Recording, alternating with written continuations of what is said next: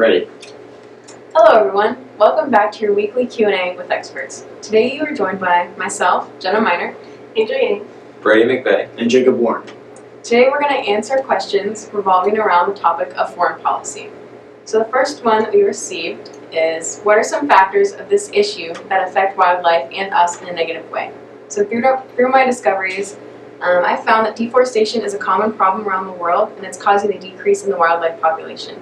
The cutting down of trees destroys the habitat that we share with them as we rid them of their resources and pollute our air with an abundance of carbon dioxide that breaks down the ozone layer. So right here is a diagram that's sort of showing what I just said, reflecting that. And then an example of deforestation would look like this, just the cutting down of trees. And to further reflect on this, I'm going to pass it over to my colleague, Angel.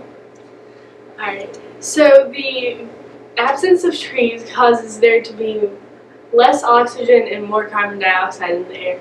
More carbon dioxide means that it'll be breaking down the ozone layer.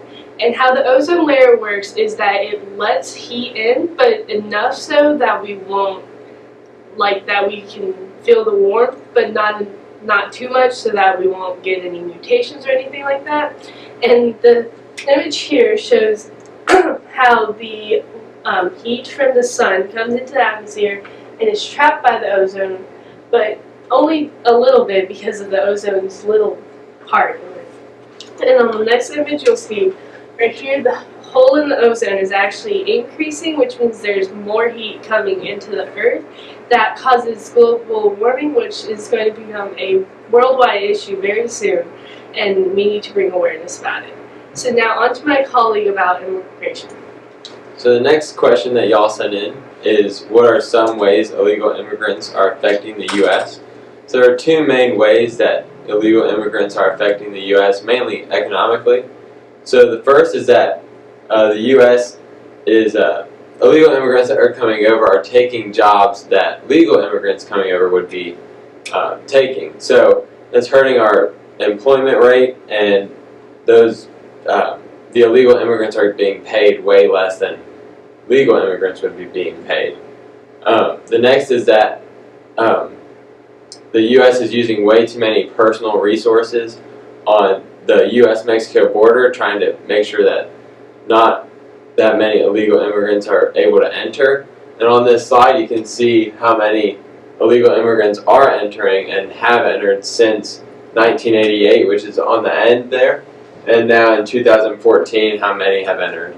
And then on the next slide, it's how many people we're using to protect our border. And as you see, Trump's goal is way higher than it ever has been. So we need to try and cut back on the resources with a new way to fight immigration.